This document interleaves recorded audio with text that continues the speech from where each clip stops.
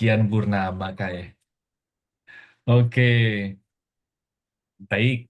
Kita mulai ya. Oke, baik. Selamat malam Bapak Ibu dan teman seperjalanan semua. Selamat datang di Zoom spesial bareng Lompatan Hidup pada malam hari ini. Dan malam hari ini, teman-teman semua, kita mau mendengarkan sharing gitu ya dari buku terbarunya Bro Anthony. Judulnya adalah Surat Cinta untuk Para Jiwa gitu ya. Secara jujur saya belum baca lengkap ya. Setengah lah saya udah baca gitu ya. Perjalanan tentang si Tara ini ya. Menarik lah gitu ya. Nah, malam hari ini, Bapak Ibu dan teman-teman sekalian, kita akan mendapatkan cerita dari Bro Anthony tentang isi bukunya ini. Tapi ada satu, menurut saya ya, ada satu subjudul yang saya penasaran, terus terang, Oke. yaitu judulnya adalah The Wisdom of Uncertainty gitu. Kalau Hmm, di bahasa Indonesia kan itu apa, Bu? Yang bahasa Inggrisnya bagus. Kebijaksanaan dari hal-hal Ketidakpastian. yang tidak pasti ya. Itu. Nah, saya terus terang penasaran sekali tentang kebijaksanaan dari ketidakpastian itu. Mungkin kita langsung aja ya, Bapak Ibu dan teman-teman sekalian, kita berikan waktu dan kesempatan ya untuk Bro Anthony. Silakan, Bro Anthony, oke. berikan Sip. pencerahan ini. Thank you, Bro Ari, Cirusi, Bro Charles. Selamat malam teman-teman semua. Jadi buku ini, buku ketiga, baru keluar sekitar 1 bulanan. Ya, hari ini walaupun hujan, semoga semua aman. Katanya banyak pohon tumbang, banyak yang banjir. Semoga semuanya aman. Kita bisa mencoba meresapi bersama. Eh, jadi buku ketiga ini sebetulnya judul judul kecil ya dari salah satu tema sebenarnya. Kita akan ngeliat kebijaksanaan, ketidakpastian.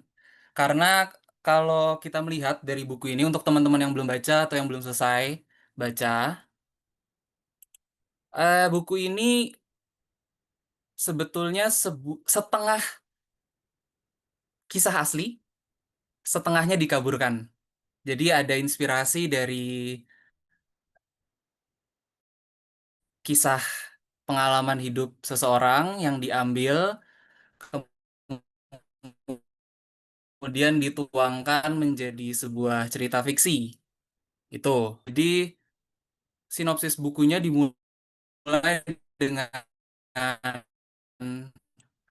seseorang yang sudah sorry. Share screen aku masih tidak stabil tulisannya. Ya, eh, agak putus-putus, Bro Anthony. Agak putus-putus. Nah, ini sekarang Freeze. freeze. Ini Cek saya nge-freeze apa Bro agak Anthony yang nge-freeze? putus-putus. Oke, aku matikan sebentar ya videonya. Yes, oke, oke, Aku oke. matiin aja videonya dulu ya karena ini kan aku share screen juga. Yes, Oke, oke. Silakan jadi Bro Anthony. sinopsisnya kurang lebih dimulai dengan seseorang yang sudah lelah dengan hidupnya, seorang perempuan muda yang sudah berjuang, berusaha di dalam hidup, tapi kayaknya semua sia-sia. Seluruh hidupnya kayaknya manfaatnya. Maka dia akhirnya memutuskan untuk mengakhiri hidupnya. Cerita dimulai kurang lebih dari sana, bab-bab awal. Tapi sebelum dia lompat, dia cerita mau mengakhiri hidup dengan gantung diri. Sebelum dia lompat, tiba-tiba dunia lenyap. Lalu dia seperti seolah berpindah dimensi, terus ya macam-macam dari perjalanannya itu menjadi pesiarahannya dia, dan dia menemukan berbagai macam cara pandang baru, cara melihat dunia yang berbeda, yang itu. Artinya, kenapa judul pertemuannya aku beri nama kebijaksanaan ketidakpastian karena semua orang sebetulnya mengalami ketidakpastian itu. Dan di hadapan ketidakpastian, orang-orang banyak yang sengsara, menderita. Ini yang kita akan lihat bersama. Gimana salah satu yang dibahas dalam buku itu secara tidak langsung adalah tentang itu. Bagaimana di dalam ketidakpastian dapat menjadi sumber kebijaksanaan justru. Ah, jadi kurang lebih begitu tentang buku ketiga. Hari ini aku nggak akan banyak bahas isi buku secara isinya persis, karena ini novel jadi agak sulit juga kalau mau kita pecah-pecah. Tapi nanti kita akan lihat tema-tema tentang kebijaksanaan ketidakpastian ini seperti apa, lalu kita akan melihat cerminannya dari perjalanan seorang Tara di dalam buku ketiga. Oke, kita mulai ya. Nanti mohon diinfo kalau ternyata layar aku freeze lagi atau apa ya. Aku soalnya masih matiin video, jadi aku nggak kelihatan. Thank you. Kita akan mulai dari prolog. Kalau teman-teman yang udah punya bukunya dan atau udah ngintip dikit, akan ketemu sesuatu yang lucu. Prolog dan epilog judulnya mirip, karena itu disengaja. Prolog judulnya Selesai, Dongeng Sukacita Hidup Manusia. Dan epilog diberi judul Permulaan. Seluruh cerita bermula dari sukacita. Kurang lebih sama isinya, tapi itu permainan kata-kata.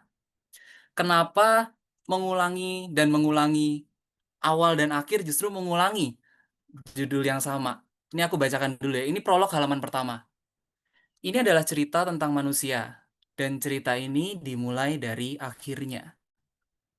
Mengapa? Karena hidup baru benar-benar dimulai saat kita sungguh bahagia. Manusia hanya dapat mengukir hidupnya dengan merdeka jika menyadari bahwa akhirnya pasti bahagia. Berbekal iman kebahagiaan tersebut, dia mengundang sukacita datang kepadanya. Sukacita untuk mulai menuliskan kisah hidup serta perjalanan jiwanya. Cerita ini dimulai dari akhir, sebab akhir cerita selalu bahagia. Hanya saja, biasa manusia belum dapat melihatnya karena masih memakai kacamata yang dinodai rasa takut dan luka. Ah, kurang lebih itu. Sukacita, lalu kenapa judulnya kebijaksanaan? Apa hubungannya sukacita, kebijaksanaan, dan kenapa? Kenapa membahas membahas itu dalam pertemuan ini atau dalam bukunya juga bahkan? Kita akan lihat, ini epilognya, pembukaan semua cerita bermula dari sukacita. Kita akan lihat dulu, ini kita perlu luruskan bersama tentang sukacita. Aku sambil bikin, ini nggak perlu dibaca, ini cuma cuplikan-cuplikan. Dunia sains, dunia medis sekarang sudah sepakat semua. Dan pengalaman kita juga udah membuktikannya sendiri. Bahwa kalau hidup kita sehari-hari itu diwarnai dengan emosi yang positif, hidup kita akan jadi produktif dan kita dapat melakukan segala hal dengan lebih baik. Konon katanya ada yang research katanya jadi 13% lebih produktif. Tapi ternyata ada yang research jadi 37% lebih produktif. Nggak tahu, kita nggak tahu jumlah persisnya. Bahkan bisa jadi 2 kali lipat lebih produktif. Atau berkali-kali lipat. Karena orang yang emosinya negatif kadang-kadang bisa mager, malas gerak, kaum rebahan yang nggak mau kerja sama sekali. Tapi ketika orang penuh sukacita, emosinya positif, justru kerja nggak ada capeknya. Melakukan sesuatu nggak ada lelahnya sama sekali. Ya, jadi ini yang perlu kita luruskan bersama. Pertama-tama, bahwa sukacita, kebahagiaan, namanya apapun, kebahagiaan, sukacita, damai, sejahtera, itu adalah awal, bukan tujuan hidup. Karena apapun yang kita perbuat di dunia, kita cuma bisa melakukannya saat kita berlimpah sukacita. Coba lihat orang-orang yang melakukan sesuatu, mukanya kerut, tegang, stres. Ngelihatnya aja kita udah capek. Apalagi menikmati pekerjaannya. Jadi ini yang perlu kita luruskan pertama-tama. Sukacita bukan sesuatu yang dikejar dengan melakukan apapun. Ini sudah dibuktikan dalam pengalaman kita sendiri, bahkan sudah dibuktikan dengan research. Justru ketika kita bekerja, berangkat dari kondisi batin yang penuh sukacita, itulah karya kita baru jadi bermakna. Apa itu sukacita? Kenapa ngomongin sukacita sebelum ngomong kebijaksanaan, ngomong sukacita dulu. Apa itu? Bisa dibilang, maka kalau itu bukan sesuatu yang dikejar, jadi itu apa? Itu seperti kalau kita umpamakan seperti bunga yang mekar. Sebuah biji, sebuah benih, dia bertumbuh nggak narget. Aku nanti akan jadi bunga yang kelopaknya sekian banyak, yang warnanya sedemikian rupa, aromaku harus sampai sini. Nggak. Tapi sebuah benih bertumbuh karena dia tumbuh bekerja sama dengan elemen-elemen yang ada di sekelilingnya. Ketika sebuah benih dengan nutrisi-nutrisi yang ada di tanah, dengan cahaya matahari, semuanya selaras, dia akan bertumbuh. Pada suatu titik, bunga itu mekar. Mekar dengan sendirinya dia menebar keindahan, menebar aroma, yang kemudian dinikmati. Jadi sukacita itu seperti aroma yang merebak sendiri semakin kita bertumbuh dan menjadi selaras, harmonis dengan alam semesta. Apa maksudnya harmoni, selaras? Sekarang kita coba lihat dulu. Ini ada di buku ketiga bab 21, satu kutipan. Pejamkan mata Anda sejenak. Rasakan detak jantung Anda. Para bintang yang terlahir, samudra yang bernapas, hutan-hutan yang berbisik. Alam semesta hidup dalam diri kita. Apa jadi maksudnya? Kita akan lihat harmoni itu apa. Kita coba zoom out dulu dari rumah kita, lalu ke planet, lalu ke bintang-bintang, ke galaksi. Ini adalah tata surya kita.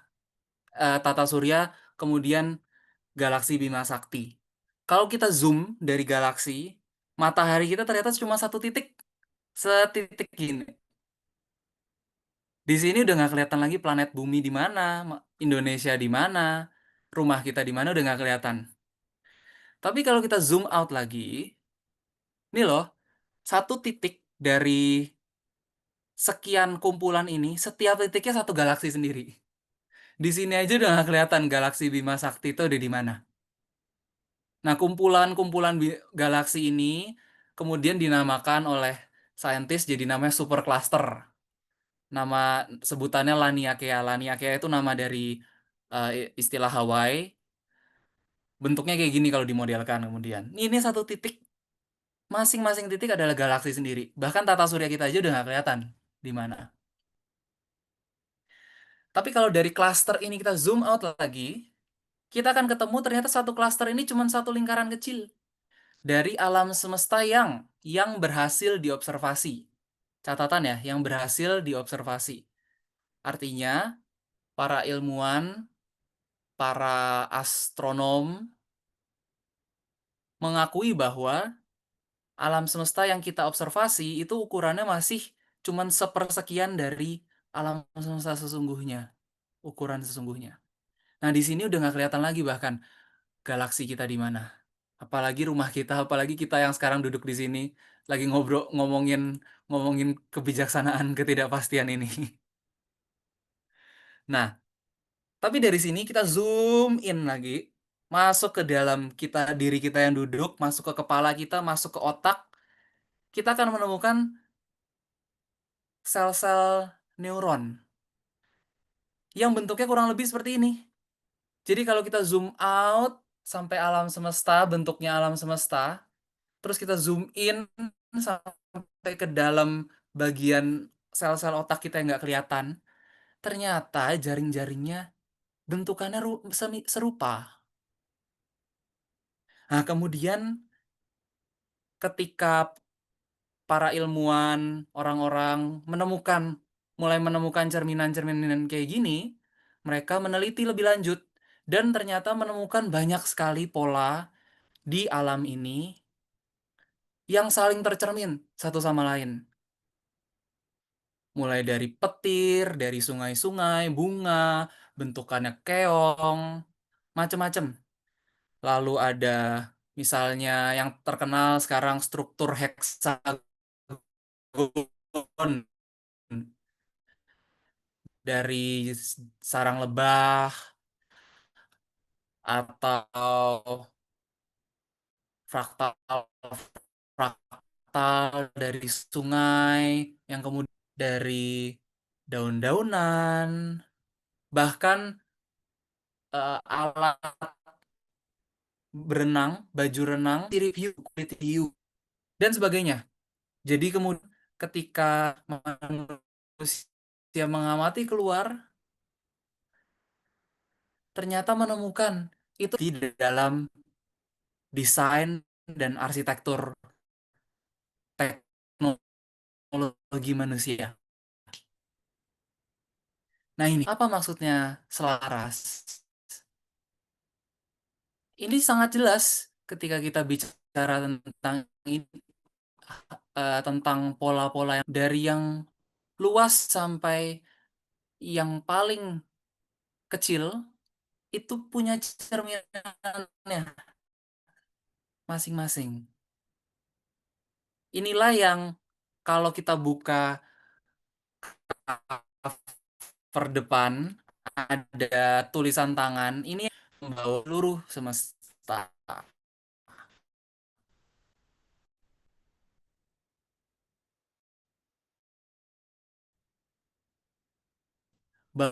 Bahwa dengan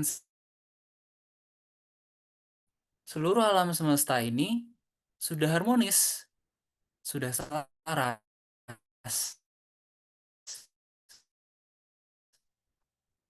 Tahu apakah tentang ketidakpastian? Karena banyak manusia tidak mengarmu itu. Jadi pertanyaan, kalau setiap lapisan hidup ini tertata dengan begitu harmonis, kayak nggak mungkin. Kalau kita terus dari menyadari harmoni pada skala yang lebih luas. Jangan pasti sebenarnya bagi dari yang belum kita sadari aja. Ya, ini kemudian ada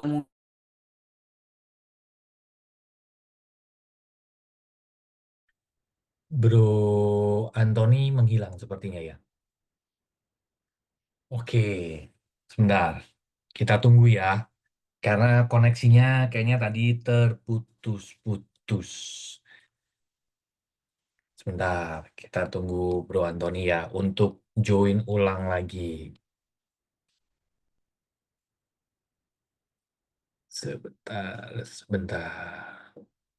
Ya, sepertinya koneksi Bro Anthony terputus. Kita tunggu ya.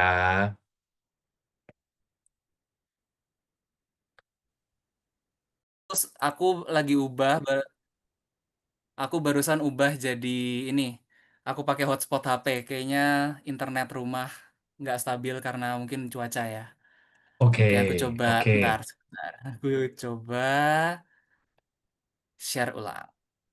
Eh, Oke, yang ini tadi udah muncul belum ya? Belum, belum. Sebelum ini Belum. kayaknya. Oke. Belum, sebelum ini. Sebelum ini. Sip, Masih yang sip, sip, sip, sip. patterns Masih yang tadi. patterns, ada lebah, Oh, masih yang segala macam patterns. tadi. Oh, berarti agak Iya, agak Ah, lama ya. past Ini. patterns ya. Oke. ya, Sip, sip, silakan sip. Bro Antoni. Kita lanjutkan dari sini. Oke. Kalau kita ngelihat, ini semesta dari yang kecil sampai yang luas itu sudah ada harmoni tersendiri bahkan dari pola-polanya yang ketika dipelajari manusia bisa diterapkan ke kehidupan sehari-hari, ke dalam arsitektur, dalam desain, dalam teknologi. Nah, jadi ini sebenarnya yang dimaksud di cover depan buku ada tulisan tangan, setiap jiwa hadir membawa daya seluruh semesta. Karena dengan sendirinya alam semesta harmonis. Ada keselarasan yang jangan-jangan ini pertanyaan yang perlu kita renungkan. Jangan-jangan kalau kita merasa ketidakpastian, galau dan merasa terputus, jangan-jangan kita yang gagal menyadari harmoni ini pada skala lebih luas. Jangan-jangan semua yang kita rasa ketidakpastian itu sebenarnya bagian dari rajutan harmoni, tapi belum kita sadari. Ini kemudian ada salah satu ekspresinya di dalam bab 21 juga, kita semua lahir membawa benih keilahian. Tapi kita juga terlalu sering terkecoh melihat tampak luar bingkisannya, bukan isi.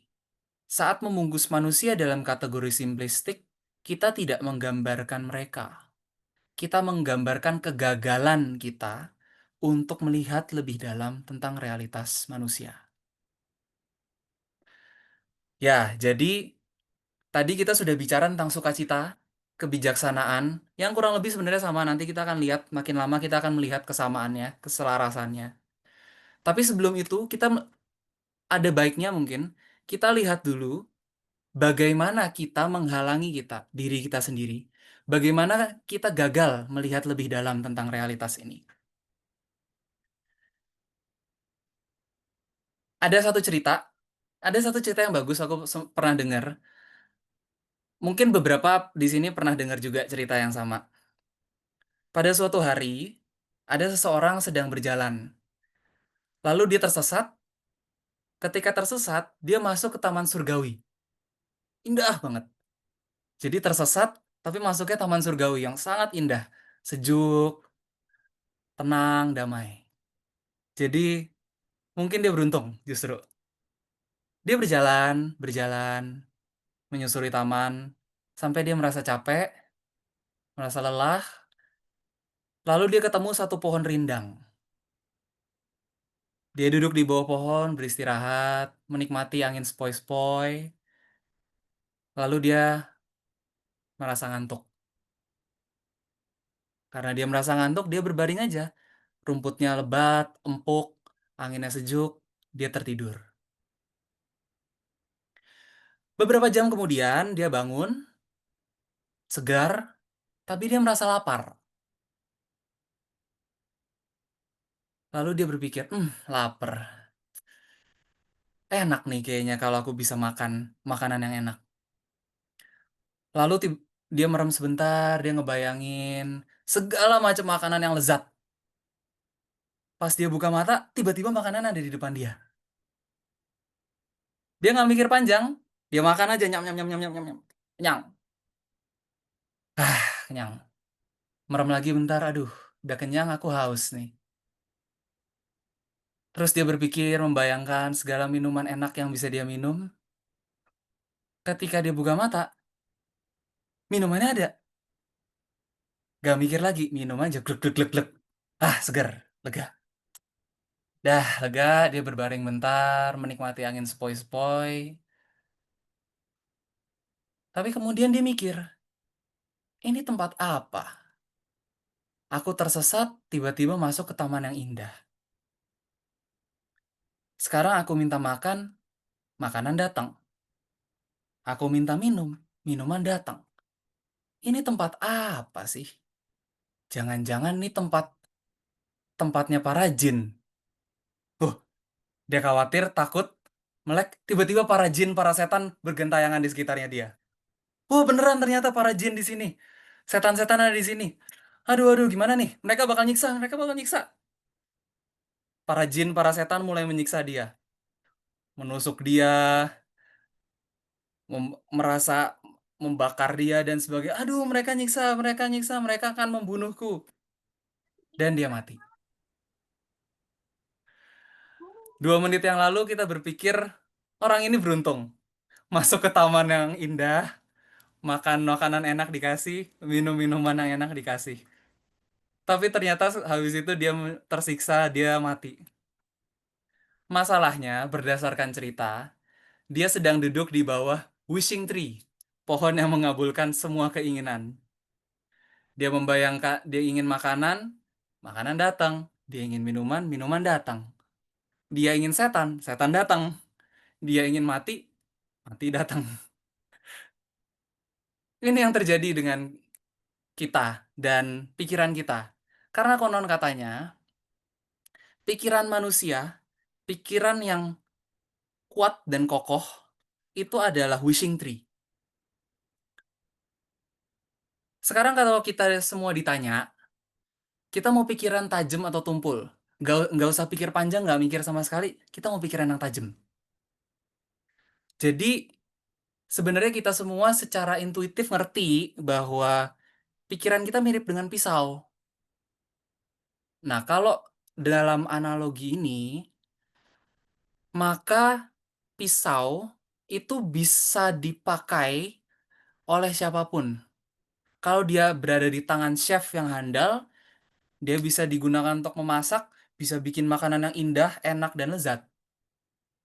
Tapi kalau pisau ada di tangan seseorang yang emosinya tidak terkendali, dia bisa digunakan untuk melukai orang, tapi sebelum melukai orang, dia bisa digunakan untuk melukai diri sendiri. Dan itu yang terjadi pada banyak orang. Kita menggunakan pikiran kita yang canggih untuk menyakiti diri sendiri. Jadi kita punya alat yang canggih, tapi kita nggak ngerti cara pakainya. Atau dengan kata lain, banyak orang gaptek dengan perangkat pikiran, tubuh, pikiran, emosinya ini. Karena gaptek, maka kayak orang-orang sekarang yang gaptek, gampang nge-lag HP-nya, nggak tahu apa aja program yang running, jadi full memorinya nge-lag.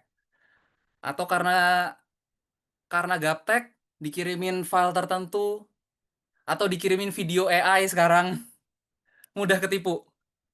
Jadi mudah ragu dan mudah ditakut-takuti.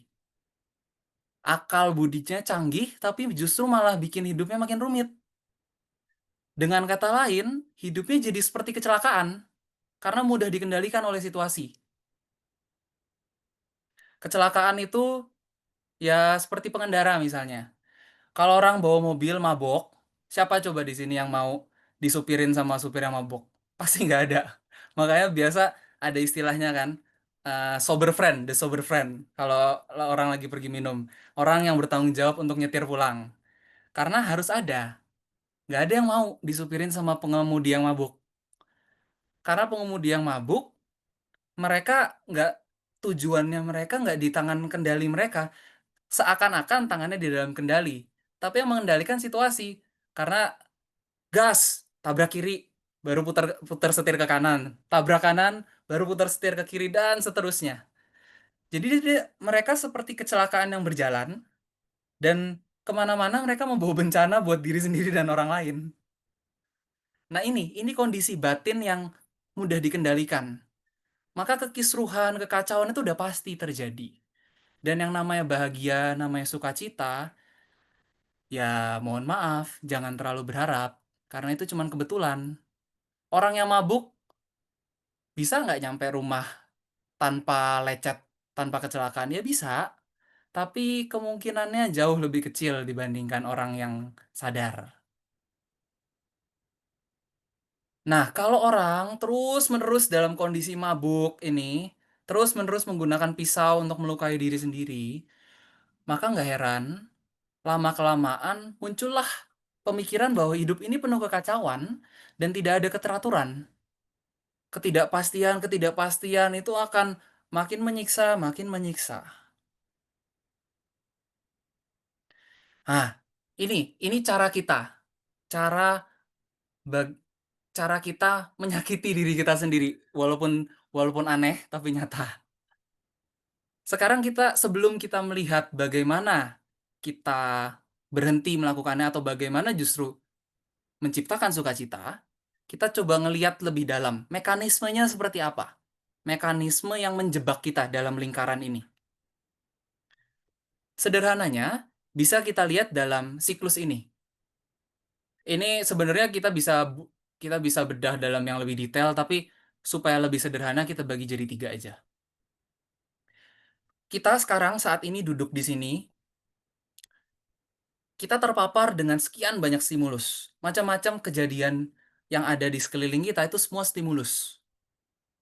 Stimulus ini berinteraksi dengan kesadaran diri kita, menciptakan sensasi. Sensasi itu bisa jadi dari panca indera, tapi kalau kita lihat lebih halus, pikiran pun juga sensasi. Emosi pun juga sejenis sensasi. Yang lebih halus, yang aku namakan di sini impresi. Impresi pendapat. Nah, nanti ini akan berbatasan nih, mulai berbatasan dengan rasa suka nggak suka. Karena kalau sensasinya nyaman, kita akan menyukai sensasi tersebut, impresi kita bagus. Sensasi nggak nyaman, kita nggak suka. Nah, pendapat-pendapat suka nggak suka ini membentuk keyakinan akan apa yang kita anggap baik, apa yang kita anggap buruk. Ya, sesuatu yang rasanya enak, pasti kita anggap baik. Sesuatu yang rasanya nggak enak, cenderung kita anggap buruk. Keyakinan-keyakinan baik buruk ini, semakin dia memadat, akan menjadi tendensi, kecenderungan. Jadi ketika kita menghadapi situasi yang kurang lebih sama, keyakinan kita udah langsung otomatis keluar. Keyakinan kita bereaksi akan otomatis keluar. Nah, kalau ini makin madat lagi, makin keras lagi tendensi-tendensi ini, nanti jadi identitas. Jadi gue banget. Nah, jadi kita silakan evaluasi masing-masing. Setiap hal yang kita rasa ini gue banget. Setiap hal, kadang-kadang orang kalau kita kasih nasihat apa, ya aku emang kayak gini kok dari dulu. Gue emang kayak gini dari dulu. Gue dari kecil begini sampai gede begini, ya mau gimana lagi? Nah, itu identitas yang berasal dari awalnya keyakinan. Dari sekedar keyakinan karena tidak diperiksa, dia memadat menjadi rasa akan identitas diri. Yang kemudian akan cenderung mengundang stimulus untuk menciptakan sensasi yang membentuk keyakinan yang sama. Nah, kebalikannya juga sama, siklus terbaliknya. Keyakinan ini cenderung mencari sensasi yang mengonfirmasi. Makanya kalau kita lihat dua orang dihadapkan pada situasi yang sama, responnya bisa beda karena mereka punya cara pandang yang berbeda, keyakinan, tendensi yang berbeda. Jadi, dia akan mencari sensasi yang kemudian sensasi ini akan menyaring dari sekian banyak stimulus ini. Misalnya sekarang kita duduk di tempat kita masing-masing. Kita duduk ini, kita masih merespon matahari loh, walaupun ini malam. Nggak tahu, mungkin ada yang di luar negeri, tapi kalau kebanyakan di Indonesia, di sini malam, tapi kita masih merespon matahari, badan kita. Tapi kita nggak sadar. Nah ini, karena sensasi kita menyaring, sensasi stimulus-stimulus apa yang dominan untuk direspon.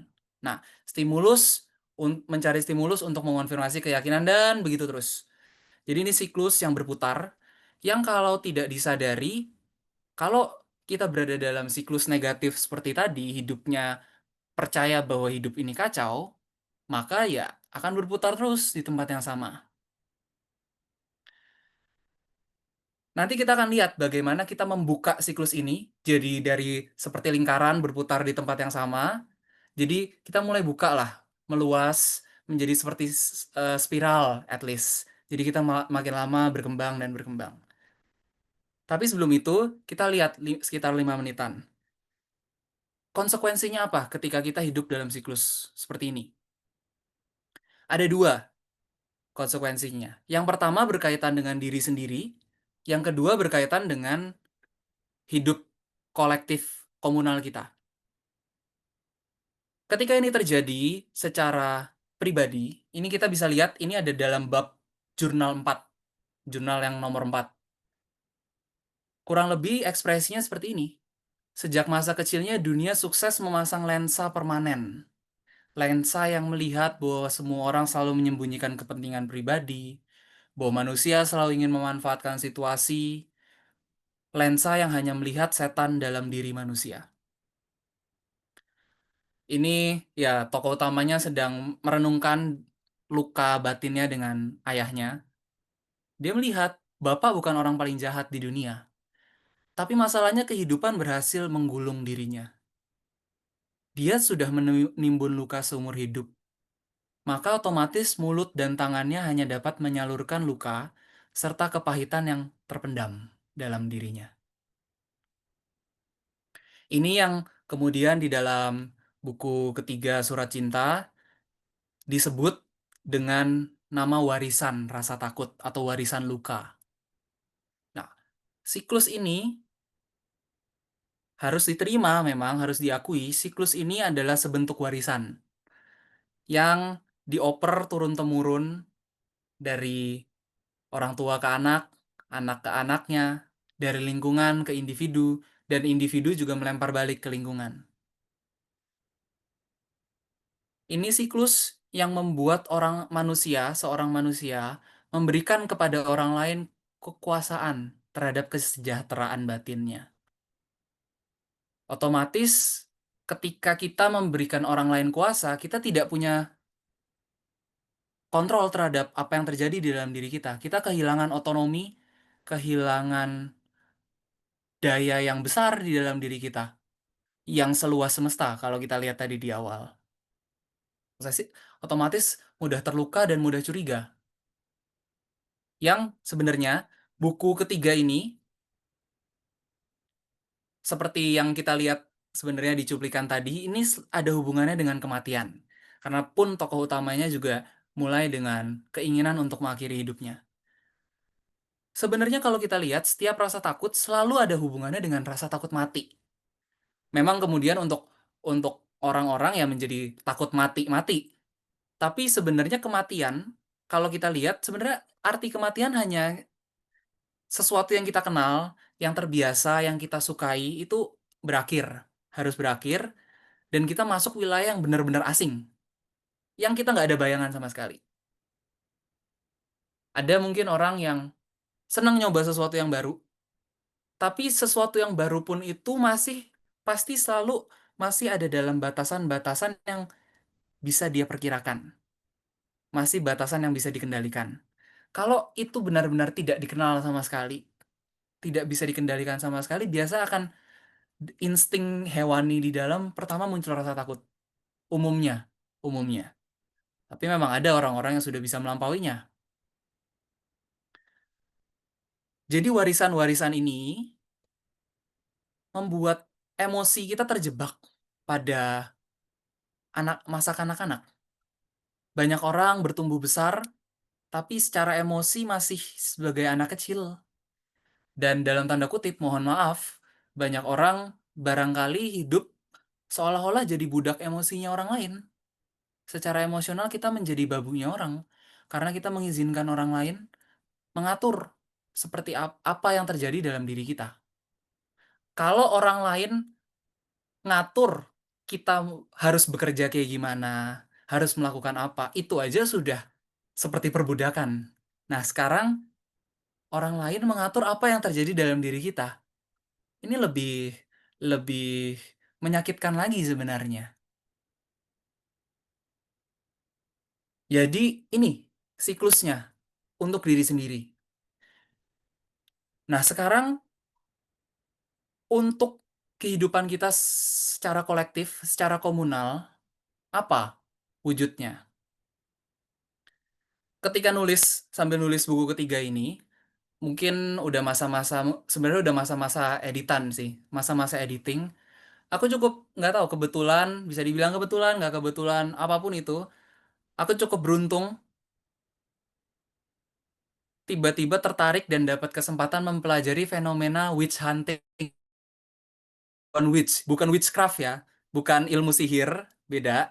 Tapi ini tentang memang perburuan witch hunting yang terjadi di Eropa. Banyaknya sih Eropa, tapi di tempat-tempat lain juga ada. Yang mungkin selama 1-2 abad itu ada puluhan bahkan ratusan ribu orang, mayoritas perempuan, yang dieksekusi, disiksa, dipersekusi karena tuduhan mereka adalah penyihir. Yang menarik sebenarnya, ini aku nggak akan bahas detail karena detailnya pasti panjang lah. Tapi yang menarik, kebanyakan dari kita mungkin ngerti bahwa witch hunting dulu adalah cara gereja yang budayanya masih sangat patriarkis untuk mengontrol masyarakat ke dalam struktur sosialnya. Sehingga kalau ada, ya otomatis kebanyakan perempuan, karena perempuan dia budaya patriarkis saat itu. Ketika ada yang mulai berpendapat bebas atau berperilaku beda, itu akan mulai di framing. Umumnya pengetahuannya begitu. Tapi yang menarik ketika mendalami, ternyata fenomena itu terjadinya kebanyakan di kota-kota besar. Di pelosok pedesaan, persekusi ini justru bisa terjadi mulai dari perdebatan kecil. Misalnya, aku lagi berdebat, hari ini aku berdebat sama Bro Charles. Terus, nggak selesai, pulang aku sebel. Wah, ini orang gimana sih Bro Charles ini lalalala. Kalau aku sebel, ketika aku sebel, lama-lama mungkin aku nyebar gosip. Orang-orang kan selalu suka gosip. Ini loh, Bro Charles itu kalau malam rumahnya suka ada lampu-lampu nyala-nyala nggak jelas. Terus suka ada suara-suara aneh. Nah, gosip, gosip, tapi orang tetap suka nyebar gosip. Ketika gosip itu tersebar dan seorang Charles nggak peka untuk menetralkan itu, berdamai dengan seorang Anthony, lama-lama orang lain mungkin akan curiga. Kalau kemudian Bro Charles debat dengan orang lain akan makin curiga, gosipnya nyebar. Lalu kalau suatu titik ada topik tentang witch, mungkin dia akan dikorbankan. Ini yang menarik dari witch hunting. Jadi itu fenomena yang terjadi. Sampai ada yang dibakar, diusut kemana-mana. Wah, mengerikan deh kalau kalau kalau ngebaca bagaimana orang bisa menyiksa dalam eksekusinya. Ini muncul kalau secara kolektif dalam yang aku sebut kesadaran persekusi, bahwa orang lain dan situasi adalah ancaman yang bisa merenggut kepemilikanku yang berharga. Kepemilikan tuh bisa apapun, bisa harta, bisa jadi rasa nyaman, dan manusia saling mempersekusi lewat rasa takut. Apa itu rasa takut? Keyakinan bahwa semesta adalah tempat yang berbahaya serta penuh kekurangan. Apakah itu cuma terjadi pada witch hunting? Aku ambil contoh witch hunting karena itu jaraknya agak jauh supaya kita mudah mengevaluasi. Tapi kalau kita perhatikan, persekusi masih terjadi sampai sekarang. Lewat setiap gosip kecil kita masih terus saling mempersekusi. Dan lewat setiap emosi negatif yang kita keluarkan, kita mempersekusi diri sendiri. Dan ini akan terus terjadi, selama manusia masih merasa terpisah-pisah dan selama batin kita belum terbebas dari luka-luka ini. Kita udah ngomong panjang lebar tentang bagaimana kita menciptakan kekacauan untuk diri sendiri. Sekarang kita mulai mengintip gimana cara kita keluar dari sini, cara kita membuka siklusnya jadi spiral. Ini clue-nya sedikit, ada di bab 9. Kalau di bab 9, aku sebut dalam istilah pengampunan. Tapi nanti ada ekspresi-ekspresi lain yang bisa ditemukan. Pengampunan adalah pembebasan. Sebelum kamu melepas setan-setan dunia, mereka tidak akan melepas kamu. Jika seseorang belum menyelesaikan perang dalam dirinya, maka ia akan menyeret anaknya ke dalam medan perang yang sama. Dan ketika si anak menjadi orang tua yang lain, dia akan meneruskan siklus perang tersebut kepada generasi berikutnya. Tapi kalah atau menang, para penyintas perang selalu pulang membawa bekas darah penderitaan. Dan pengampunan adalah hujan yang membasuh noda darah penderitaan, mengizinkan tiap orang memulai hidup kembali dari kemurnian. Nanti kita akan lihat lebih konkretnya. Mengampuni adalah proses yang sama dengan mekarnya sekuntum bunga dan terbitnya matahari. Tidak memilih-milih orang baik atau jahat yang boleh menikmati, hanya mekar dan terbit sebagai wujud nikmat kehidupan dalam diri. Transformasi adalah pernyataanmu kepada dunia tentang kemungkinan hidup yang lebih tinggi. Itu pertama-tama adalah nikmatmu sendiri. Namun seluruh dunia mau tidak mau tetap ikut menikmati aromanya. Oke, ini kesimpulan sedikit. Kita tarik benang merah. Singkatnya, kalau kita mau melihat pembahasan kita mungkin berapa 40 menit sekian pertama, sederhananya ada ungkapan ini. Kita tidak dihukum karena berbuat dosa. Kita dihukum oleh dosa itu sendiri. Dosa mungkin kata-katanya agak berat. Let's say perbuatan buruk yang menyakiti orang lain dan perbuatan jahat, persekusi atau bahasa tadi. Karena ketika kita melakukan perbuatan buruk, pertama-tama kita harus mengeluarkan emosi negatif dulu di dalam sini. Let's say kita ngata-ngatain orang lain, kita maki-maki orang. Kita nggak bisa maki-maki orang kalau di dalam diri kita belum mengeluarkan emosi negatif. Jadi pertama kita harus menghukum diri sendiri dengan emosi negatif sebelum kita mengeluarkan itu dalam kata-kata, dalam perbuatan. Nah, kebalikannya ada ungkapan lain. Virtue is its own reward. Kebajikan adalah hadiahnya sendiri. Jadi, hal-hal baik yang kita perbuat, hal-hal yang saling menumbuhkan, saling merawat, saling membangun, itu hadiah untuk diri kita sendiri pertama-tama. Karena untuk melakukannya kita sudah mengeluarkan kelimpahan sukacita, kelimpahan kebahagiaan di dalam diri. Nah, maka langkah pertama yang segera, yang praktis yang bisa kita ambil, mari bersama-sama berbuat kebajikan, saling berbagi, saling mendukung, saling menumbuhkan. Itu langkah konkret yang bahkan sekarang pun bisa kita lakukan. Mungkin sambil kita duduk, tiba-tiba ada orang yang ngomong apa, kita dengar sesuatu, kita bisa merespon dengan kebajikan. Itu langkah konkret yang cepat bisa kita lakukan dari sekarang ini. Aku sambil nyari, ini ada di bab 19. Apa?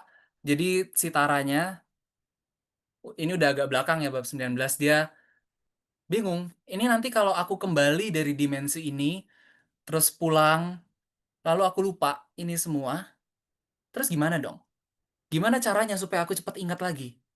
Caranya dengan berbagi ke dunia, dengan menumbuhkan pemahaman kesadaran yang sama dalam diri orang lain.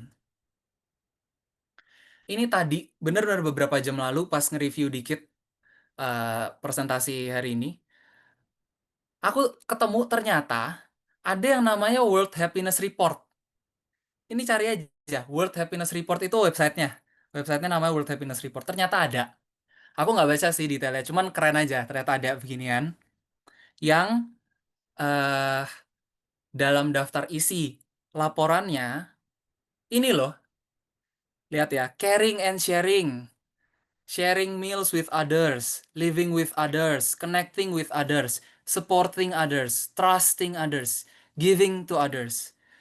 Entah kenapa, orang ketika manusia mempelajari apa sih rahasia untuk membuat diri ini semakin bahagia, semakin sukacita, ternyata temanya semua tentang berbagi toh. Berbagi makanan, berbagi uang, berbagi kesejahteraan, berbagi rasa percaya, itu penting. Rasa percaya itu biasanya sangat penting. Orang ketika merasa dipercaya, cenderung merasa lebih damai. Berbagi, berbagi, berbagi. Jadi ini sikap pertama yang mudah sekali untuk kita terapkan. Dan dampaknya pasti akan cepat. Karena untuk bisa berbagi, kita harus mengeluarkan rasa sukacita. Dan saranku, sadarilah setiap kita ingin berbagi sesuatu yang mencerahkan, yang menumbuhkan dengan orang, pertama ambil jeda beberapa detik, sadari rasa limpahan sukacita itu melimpah, limpah, limpah, limpah dulu dalam diri, baru lakukan. Dan itu ketika melakukan, rasanya akan berlipat kali lebih membebaskan, akan jauh lebih menyenangkan. Itu. Tapi jelas, kalau kita lihat, tadi kita masih punya siklusnya, dan siklus itu pasti akan cenderung kembali. Ada memori-memori lama. Maka ini hal yang sehari-hari perlu kita lakukan untuk menumbuhkan kebajikan, tapi di saat yang sama dalam jangka panjang ada hal yang bisa kita terapkan juga. Kita kembali ke seperti perumpamaan di awal, sukacita itu seperti bunga yang mekar. Jadi hal yang ketika bunga masih jadi benih dan masih baru berkecambah, nggak kelihatan bunganya. Ketika bunga mau bertumbuh, sebelum bunga bertumbuh atau mekar, seseorang yang nanam bunga, wah di sini ada seorang bodhisatwa penanam bunga indah, salah satu peserta di sini. Dia yang mengerti. Nanti tanya aja ke orangnya yang bernama Lina. Keren bunga-bunganya, tamannya. Untuk sebuah bunga bertumbuh, kita tidak mempedulikan bunganya. Yang dipedulikan kondisi tanahnya, nutrisinya, bahkan pupuknya, matahari, air. Nggak ada bentuk bunganya sama sekali. Yang itu ketika ditanam, bertumbuh terus baru mekar menjadi bunga. Maka dalam jangka panjang, ada hal-hal yang memang secara internal perlu kita lakukan terhadap diri sendiri. Secara eksternal gampang. Banyak-banyaklah, mari kita banyak-banyak berbagi. Secara internal, kita akan melihat bagaimana menjembatani supaya kebijaksanaan, sukacita ini menjadi semakin konstan. Semakin konstan, semakin konstan. Kita lihat lagi ke awal. Galaksi, menari-nari, bintang, berputar, tata surya. Berapa hari ini lagi heboh, komet, yang lagi mampir. Alam semesta semua punya pola-pola, punya ritmenya sendiri.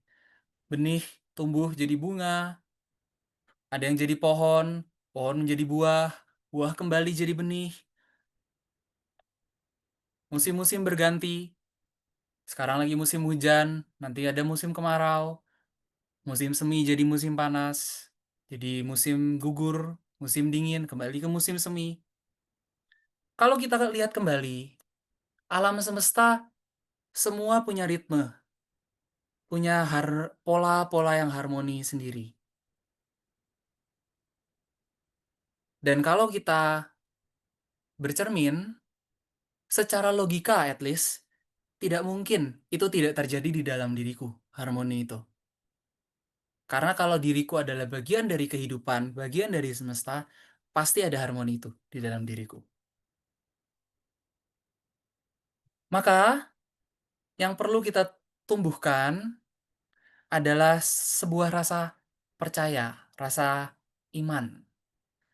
Sebuah benih tidak takut akan kegelapan. Ini kutipan yang sempat masuk juga di dalam broadcast pengumuman ya kalau nggak salah.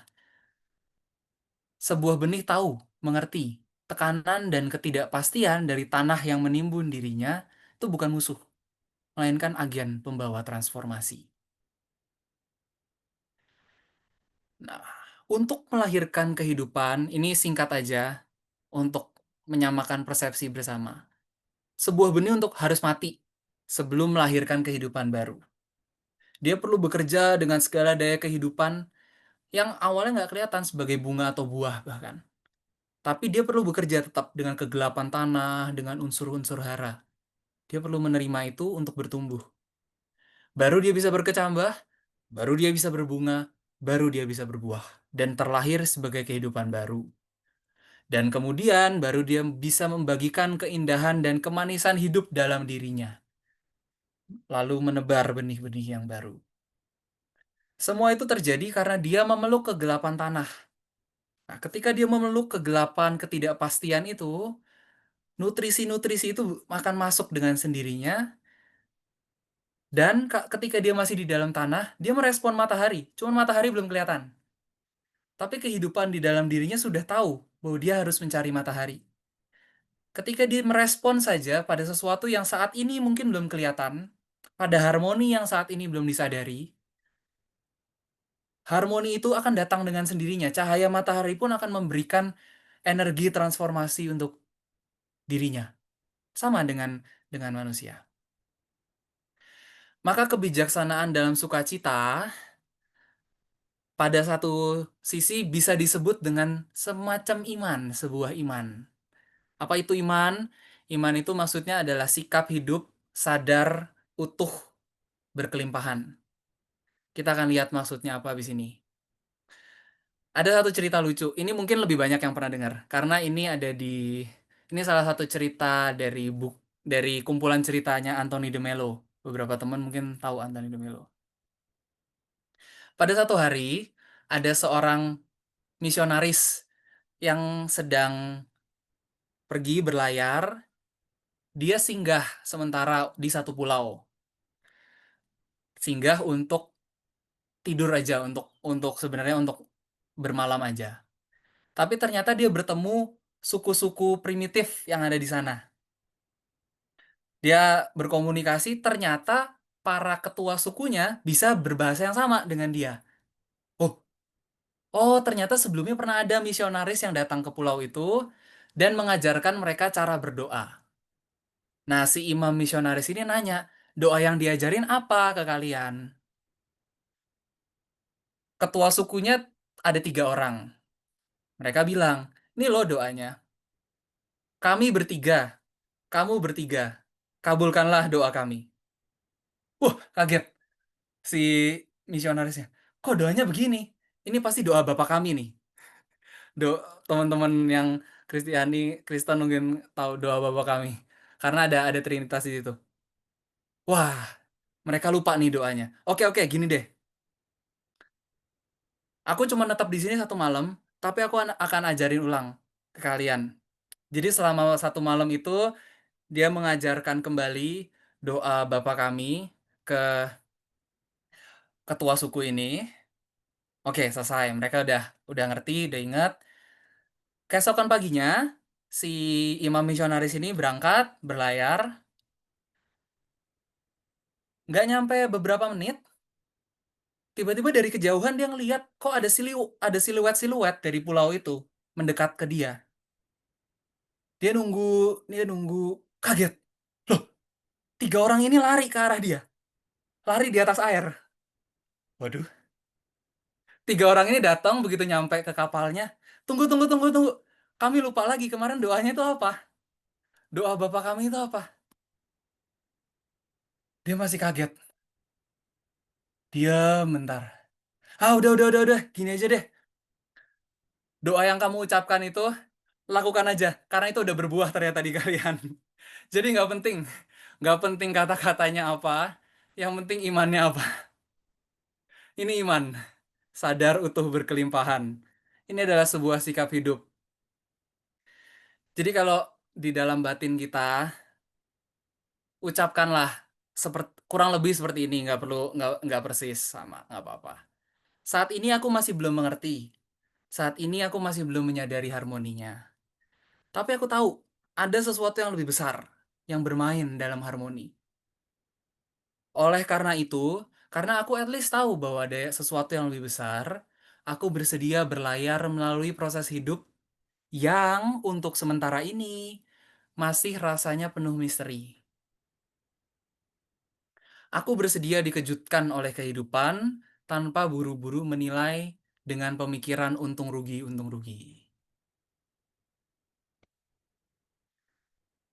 Dalam ekspresi metafora lain di buku ini, buku ketiga, seperti lagu misalnya. Sebuah lagu tidak dirusak oleh satu nada yang terdengar sekilas sumbang. Dia disempurnakan nada berikutnya.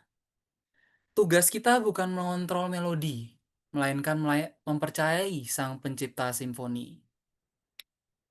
Ya, kalau kita ngelihat not-not lagu itu indah, pertama memang karena nadanya. Tapi di saat yang sama, kalau kita ngelihat notasi-notasinya, ternyata lebih banyak ruang kosongnya, lebih banyak jedanya. Kalau jeda-jeda ini nggak ada, nada terus, kita pusing, malah jadi noise, bising. Justru ketika nada itu diberi jeda yang tepat, nada-nada akan datang sendiri, dan ketika udah berjalan beberapa waktu, akan kelihatan harmoninya, akan terasa harmoninya. Jadi ini, rasa percaya pada kehidupan ini akan memberikan jeda-jeda yang diperlukan supaya nanti kehidupan datang untuk melengkapi harmoni-harmoni ini. Ya, ada ungkapannya macam-macam, di setiap tradisi spiritual punya ungkapan sendiri. Ini salah satunya aku parafrasekan. Perhatikan bunga bakung di ladang, yang mekar tanpa bekerja, tanpa memaksa. Tapi kehidupan dengan tekun mempersembahkan kepadanya jubah yang lebih indah dari segala raja. Jika demikian, semesta mendandani mereka yang hari ini berdiri berayun bersama angin, esok kembali ke pelukan bumi. Tidakkah mungkin dia terlebih lagi merawat kamu, hai makhluk tidak beriman? Kadang-kadang memang sikap-sikap kayak gini agak berat, agak tinggi. Gimana ya rasanya percaya kalau nggak pasti, kalau masih penuh keraguan? Oke, kalau misalkan itu masih sulit, kita bisa ambil sikap yang mirip dengan kata-kata yang lain. Ini ada ungkapan juga yang serupa, tapi sebetulnya spiritnya sama. Aku percaya, tapi aku sadar di dalam diriku masih ada hal-hal yang menghalangi untuk percaya sepenuhnya. Maka tolong bantu aku melampaui ketidakpercayaanku. Aku percaya, tapi aku sadar keterbatasanku. Maka aku bersedia dibimbing oleh kehidupan lewat orang-orang, lewat situasi, lewat pelajaran, lewat pengalaman. Aku bersedia dibimbing lewat apapun untuk melampaui, untuk mengalahkan ketidakpercayaanku, ketidakberimananku. At least sikap itu, kalau kita pegang, perlahan-lahan dia akan menjadi pupuk, menjadi air yang nanti akan menumbuhkan. Bersamaan dengan tadi, semoga kita saling berbagi terus. Dan itu akan saling mempercepat dua-duanya. Atau ini bahasa teknis ya, tadi kan ini perumpamaan. Bahasa lebih teknis sebenarnya iman tuh kayak GPS. Kalau kita mau pergi dari rumah ke satu tempat, atau kita mau pulang, kita masang di Google Maps atau di Waze atau di mana tujuannya. Nah, kalau kita udah pasang tujuannya, kita nggak ubah-ubah sampai kita nyampe. Di tengah jalan mungkin kadang kita salah belok, karena kita nggak terlalu perhatiin. Mestinya belok sekarang, ternyata maju kelewatan. Tapi kalau kita kelewatan atau salah belok, nanti Maps-nya akan ngasih tahu cara kita kembali ke jalan, ngarahin lagi ke tujuannya. Nah, ini sama. Iman ini kayak GPS. Tetapkanlah tujuannya, bahwa yang pasti saya ingin berkembang terus, saya ingin melampaui keyakinan-keyakinan ketidakberimanan tadi. At least itu kita tetapkan, nanti pelan-pelan kehidupan akan memberikan sendiri pelajaran-pelajaran yang diperlukan setiap tahapnya. Tapi kalau kita penuh kebingungan, tujuannya diganti tiap 2 menit, ya nggak akan nyampe. Maka ini GPS, kita kayak menetapkan GPS saja lah. Gitu. Ini kesimpulan sedikit.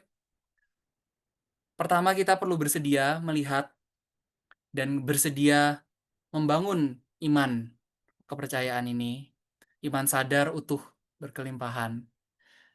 Dan kesediaan ini sendiri itu sudah memulai proses perjalanan transformasi kita. Yang nantinya dengan sendirinya akan menumbuhkan dan membuahkan iman kebijaksanaan.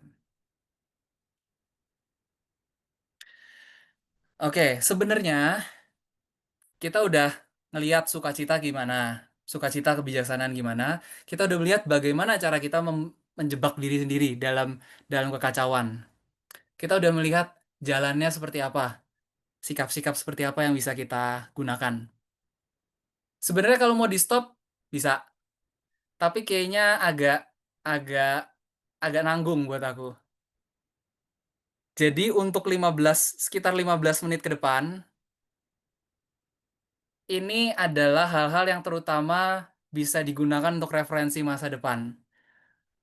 Pasti nggak semua akan bisa mengerti, karena ini kita dari ketidakpastian, kita benar-benar masuk, kita ngintip sedikit. Kondisinya seperti apa ketika seseorang mencapai kebijaksanaan sukacita yang semakin konstan. Ketika itu semakin konstan, semakin nggak terputus, kondisinya seperti apa. Dan kalau dibahasakan akan penuh paradoks masalahnya itu. Jadi silahkan diresap-resapi saja. Semoga ini nanti pelan-pelan akan bermanfaat, maknanya akan terungkap sendiri sedikit demi sedikit di masa depan. Kebijaksanaan, ketidakpastian. Sebenarnya ini judul palsu yang aku nggak bilang ke siapa-siapa. Kalau kita sudah sampai ke sini, maka judul ini berubah. Nggak ada yang namanya ketidakpastian. Semua akan hanya menjadi sukacita kebijaksanaan. Sukacita, kebijaksanaan, sukacita, kebijaksanaan. Karena itu hanya itu yang melimpah dari dalam. Karena itu hanya yang melimpah dari keselarasan yang tadi kita sudah lihat bersama, keselarasan dengan alam. Untuk ke sana kita mulai lagi dengan satu cerita. Kalau ini pasti lebih populer lagi. Judulnya Doa Sang Katak. Ada seorang ada seorang imam yang sakti. Dia bisa berbicara dan dia bisa nyuruh hewan-hewan dan tumbuhan mengikuti keinginannya dia. Dia bisa berkomunikasi dengan hewan dan tumbuhan. Pada suatu malam dia lagi berdoa di kamarnya sendiri. Di luar kamarnya ada halaman. Dia lagi berdoa, berusaha berdoa khusyuk, tapi dia nggak bisa konsentrasi. Karena berisik. Kodok-kodok lagi kak kak kak kak di luar. Berisik nggak bisa konsentrasi. Maka dia buka jendela kamar, dia teriak, "Kalian semua diam, aku mau doa." Para kodok diam. Nah, udah diam, dia kembali masuk ke kamar, dia berdoa. Ketika dia berdoa, berhasil khusyuk, dia tiba di hadapan kehadiran Tuhan. Tuhan datang. Wah, Tuhan, aku senang sekali Engkau bersedia mendatangi umatmu ini. Tapi nggak dijawab apa-apa sama Tuhan, cuma dimarahin. Kamu itu, kamu untuk datang ke hadapanku, kamu mengorbankan katak-katak yang mau berdoa, mau mempersembahkan doanya ke hadapanku juga. Jadi gitu cara kamu berusaha mempraktekkan imanmu kepadaku. Oh gitu toh. Ternyata para kata-kata kodok-kodok ini yang berisik juga ternyata itu doa toh semua. Oke, oke, oke. Tutup dulu. Buka jendela. Kalian kembali nyanyi. Kata-kata kembali bernyanyi. Nah, kemudian dia berdoa bersama para katak. Ini kebijaksanaan. Kebijaksanaan, kalau kita ngelihat, kalau kita nyebut, orang ini bijaksana. Apa sih maksudnya? Maksud kita selalu sama, bahwa seseorang yang bijaksana adalah orang yang mampu melihat melampaui kungkungan persepsi atau keyakinan manusia pada umumnya. Tapi kalau kita lihat sekitar 1 jam terakhir yang sudah kita lihat bersama, keyakinan-keyakinan ini justru yang membatasi kita. Maka, kalau dilihat, kebijaksanaan ini justru kosong, tidak menggenggam, bahkan melepas apa-apa. Dia hanya sepenuhnya terbuka, menerima berbagai kemungkinan baru. Maka dalam kondisi ini, semua itu adalah sumber kebijaksanaan. Rasa takut, yang tadi kita bilang mengerikan-mengerikan semua, budaya persekusi, perbudakan emosi,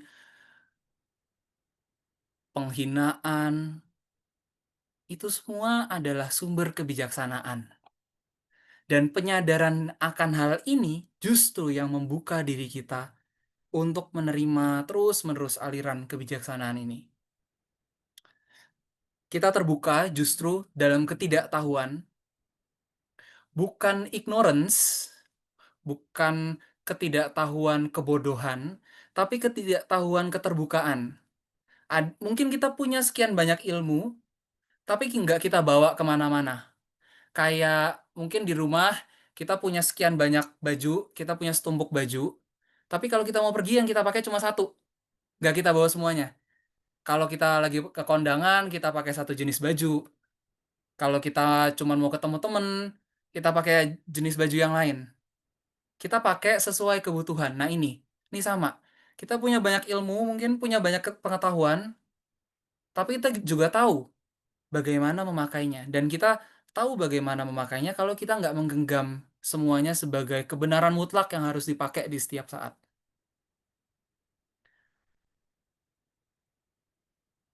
Ya, ini paradoks-paradoksnya jadinya. Justru kita menjadi bijaksana saat berhenti memperkarakan kebijaksanaan. Kita menjadi sadar penuh daya bahwa ketika kita berhenti mengemis dan haus akan kekuatan, kita justru menjadi eksepsional saat nggak ada keinginan lagi untuk menjadi spesial. Ini.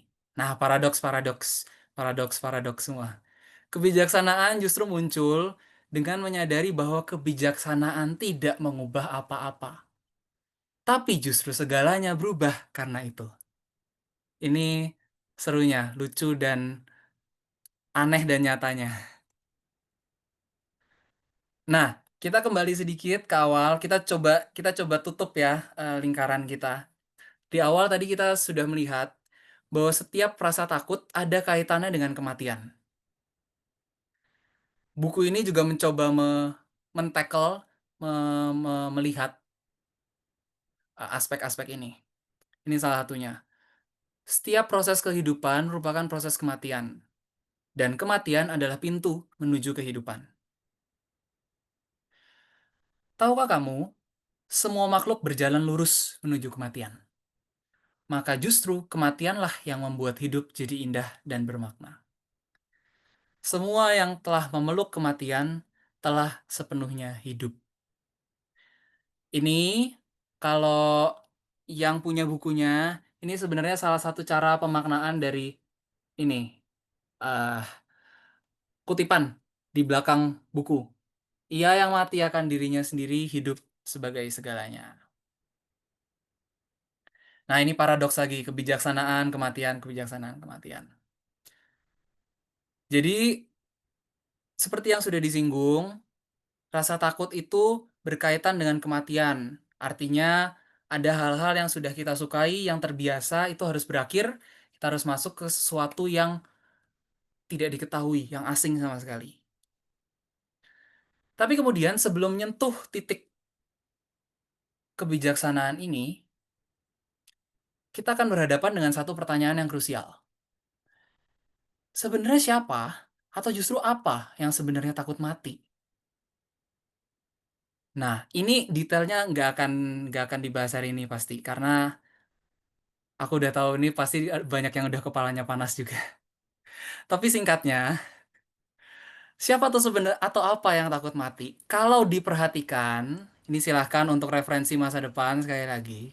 Kalau sungguh diperiksa, kita nggak akan ketemu. Barang objektif yang takut mati, kita nggak akan ketemu. Dan malah yang akan kita temukan, nggak ada yang namanya kematian. Jadi ujung-ujungnya kita justru ketemu bahwa rasa takut mati dan individu yang takut mati ini semuanya cuma ide, semua cuma ilusi. Justru ketika kita menyentuh penyadaran ini, hidup kita menjadi perwujudan kebijaksanaan itu sendiri. Dan inilah harmoni, harmoni yang sadar. Sekarang ini kita hidup dalam harmoni, cuman kita nggak sadar. Makanya emosi kita kacau, kita mudah dikendalikan situasi. Karena kita hidup dalam harmoni tapi kita nggak sadar. Ketika kita hidup dalam harmoni tapi kita sadar, kurang lebih jadi seperti ini. Tidak ada diriku yang mengendalikan semesta, tidak ada semesta yang mengendalikan diriku. Aku dan semesta adalah satu aliran utuh yang tidak terpisahkan. Ya, ini ekspresi di bab salah satu bab terakhir. Sebuah retakan terbentuk pada kulit pertahanan diri yang selalu menyekat dunia bagian dalam dan luar dirinya. Dan melalui retakan itu seluruh semesta menerobos masuk. Kini dia tidak lagi mampu membedakan mana dirinya, mana semesta. Hening, bahagia, sempurna. Tidak pernah ada dirinya yang berperang dengan dunia. Tidak pernah ada dirinya yang teraniaya. Tidak pernah ada dunia yang menyiksanya. Semua adalah ilusi penilaian yang lahir dalam ketidaksadaran. Dia menyadari kebenaran dan kebenaran membebaskan dirinya. Ini sedikit ekspresi lain dari buku Amrita, buku kedua, walaupun bukunya beda tapi sepertinya penting. Menjadi kebijaksanaan yang hidup.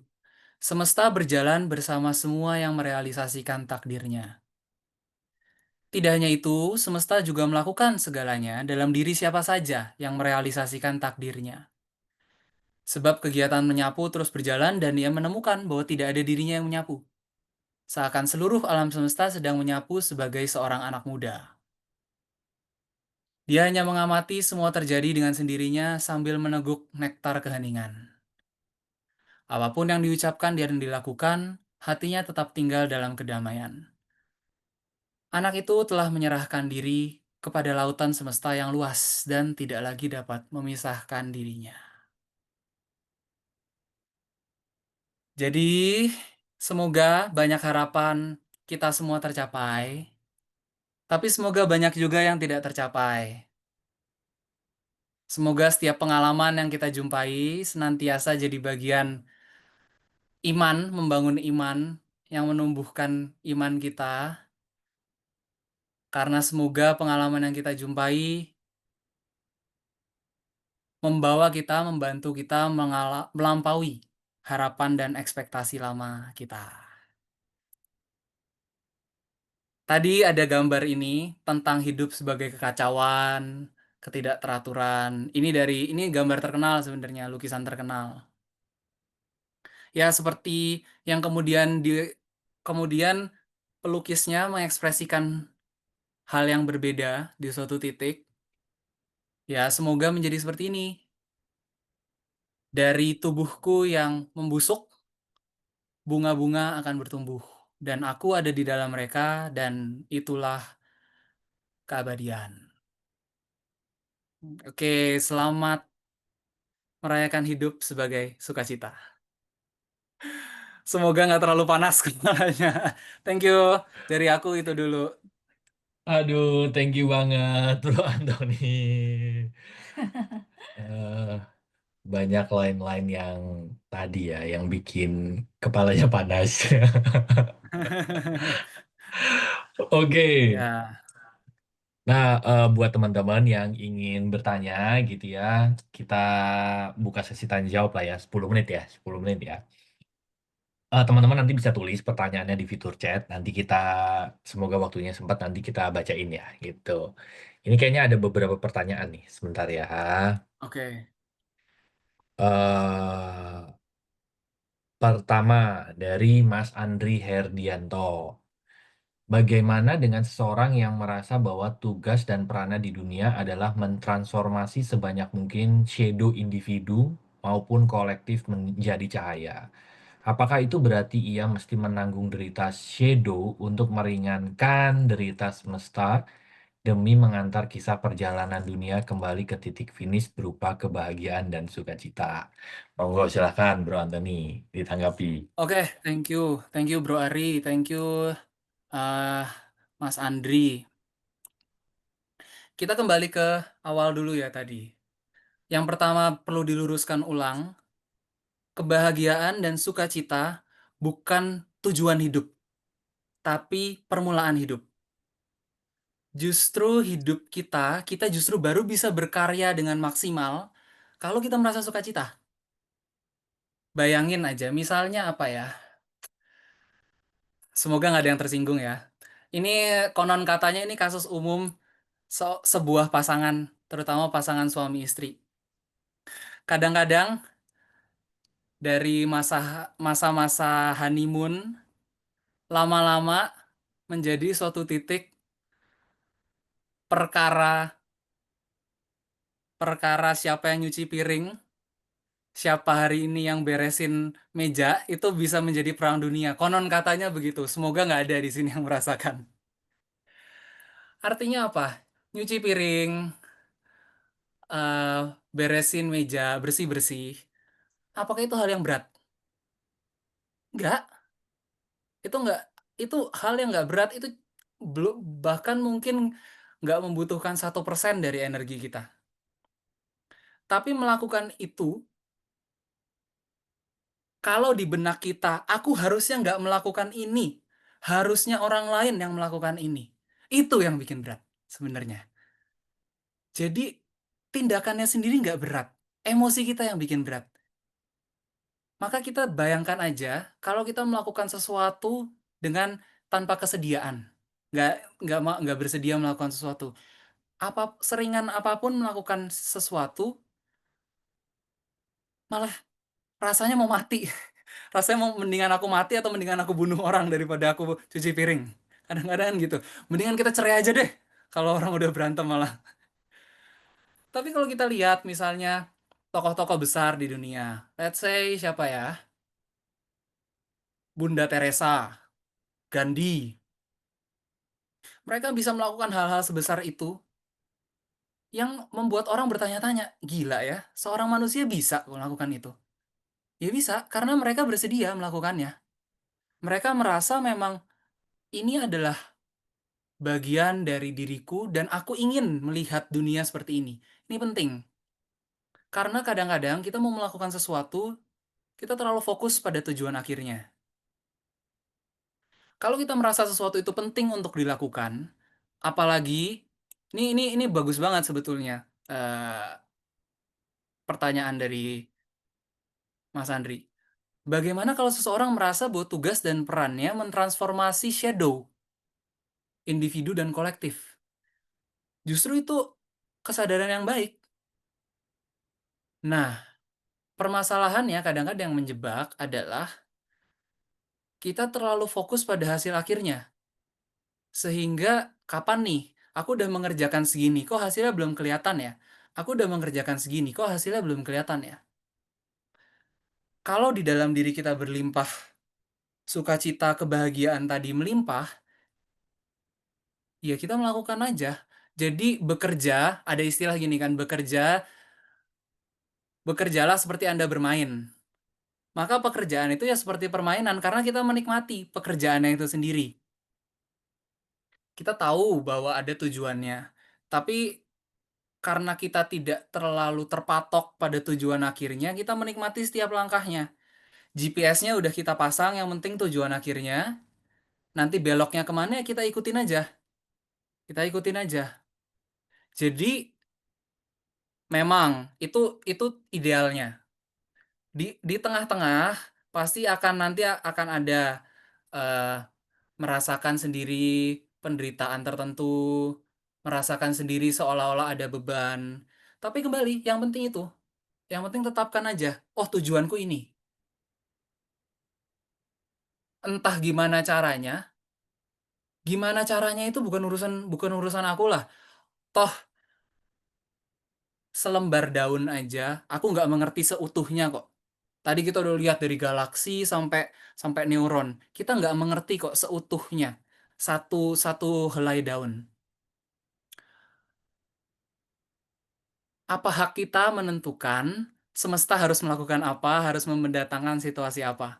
Kalau kita tahu ada sesuatu yang berharga untuk dilakukan, lakukan. Urusan dengan cara apa, biarkan berkembang sendiri, biarkan semesta, alam semesta yang mengatur sendiri, mendatangkan sendiri. Nah, ini sikap yang lebih sehat untuk melakukannya, karena otomatis derita shadow ini akan terkikis sendiri dari dalam diri kita. Dan makin itu terkikis, ya otomatis kita bisa melakukan pekerjaan kita dengan lebih baik karena kita makin berlimpah sukacita.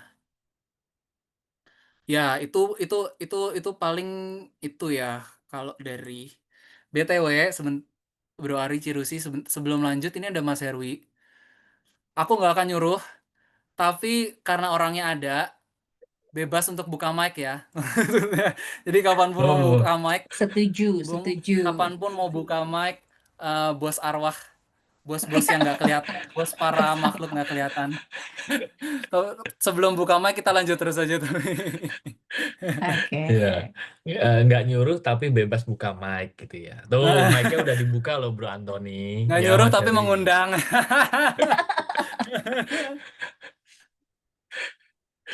Ya,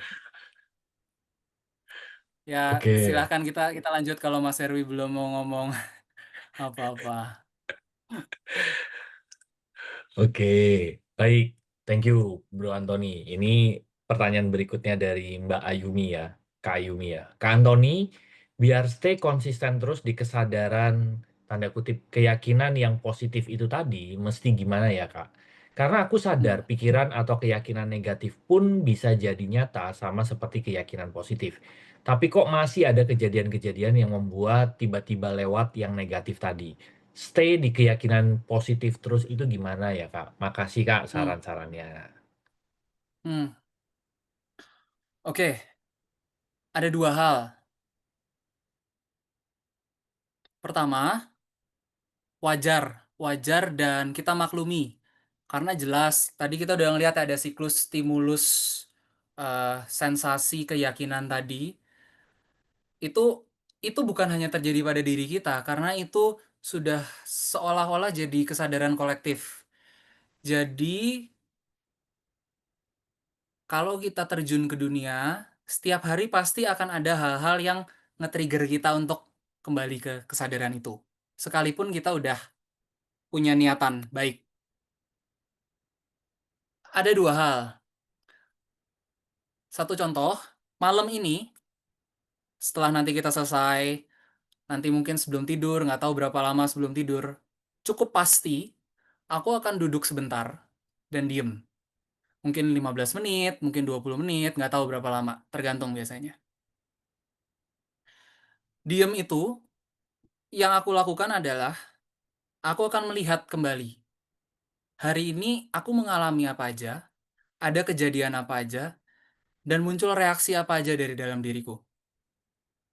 Misalnya, oh hari ini aku ngisi webinar di Lompatan Hidup. Tadi aku ngomong apa aja. Bahkan lama-lama bisa sampai sedetail dan sehalus, oh, tadi aku ngomong di bagian ini, sepertinya di dalam diriku ada sesuatu yang agak maksa deh. Oh, tadi aku di sini, kayaknya aku menjawab ini jangan-jangan karena aku nggak suka sama orang yang nanya. Nah, cukup pasti malam ini aku akan melihat kembali tentang hal-hal itu yang terjadi di dalam batinku sepanjang at least satu hari ini. Jadi, untuk jangka panjang, tadi seperti yang aku bilang, ada dua solusi umum yang bisa kita lakukan. Ada jangka pendek yang bisa dilakukan segera, ada yang jangka panjang yang nanti bertahap dia akan membangun sendiri. Ini satu contoh jangka panjang. Kita sudah menetapkan, ah, aku mau berkembang, aku punya serangkaian hal yang mau aku lampaui, tapi aku tahu ada hal-hal yang pasti akan masih nge-trigger. Jadi, kita bangun kesadaran yang lebih tajam dan lebih peka terhadap hal-hal itu. Karena mungkin nggak dalam satu hari, mungkin nggak dalam satu minggu kita bisa mengubah yang itu kan karena itu udah reaksi-reaksi itu kan otomatis banget, biasa udah kompulsif banget. Mungkin nggak satu hari, nggak satu minggu, tapi tiba-tiba jalan 1-2 bulan ngelihat balik, loh, aku ternyata udah nggak bereaksi dengan cara yang sama. Tiba-tiba begitu. Nah itu contoh tadi. Tanaman, benih, bertumbuh dengan sendirinya, tiba-tiba suatu titik mekar. Dan tiba-tiba suatu titik dalam dalam beberapa hari tiba-tiba mekar dan indah. Nah itu contohnya. Itu jangka panjang. Dan juga memang apa yang ini kan yang bisa dilakukan kalau kita bisa ada waktu untuk menarik diri sejenak untuk berefleksi. Gimana kalau sehari-hari? Sehari-hari itu aja. Gini, at least setiap kali kita bangun pagi, di sini siapa sih yang nggak, ini pertanyaan retorik sebenarnya. Di sini siapa yang nggak mau dunia yang damai? Siapa yang nggak mau dunia bahagia? Siapa yang nggak mau dunia yang penuh sukacita? Kalau semua orang mau dunia bahagia, sebetulnya dalam satu hari kita bisa bikin dunia ini bahagia. Masalahnya itu belum tercapai karena semua orang punya syarat kebahagiaannya masing-masing.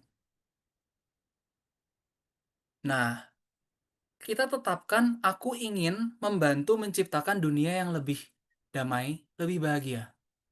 At least itu di dalam benak kita yang kita tanamkan.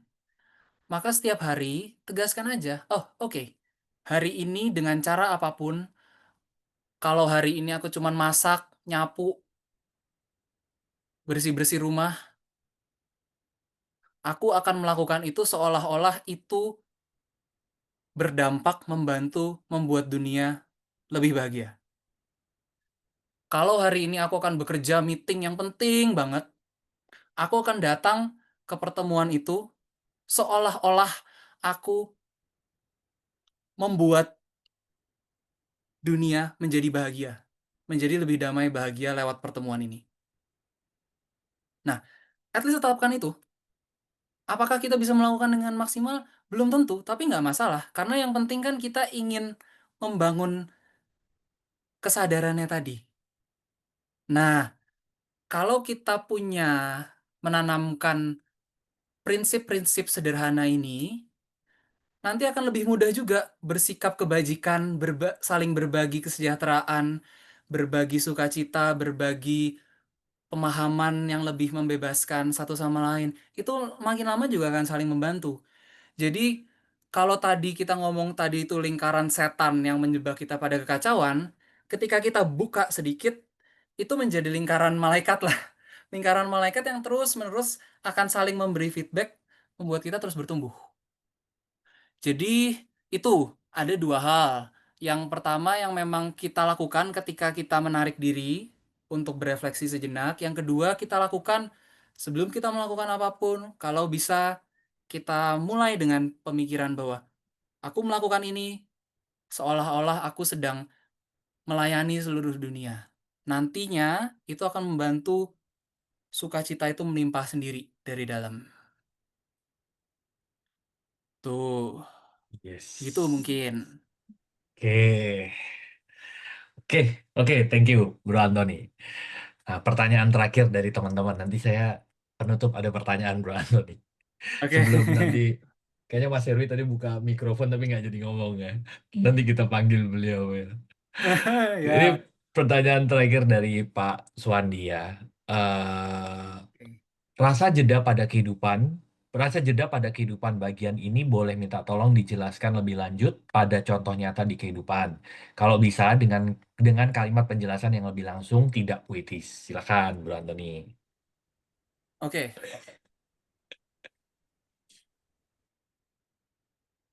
Hmm.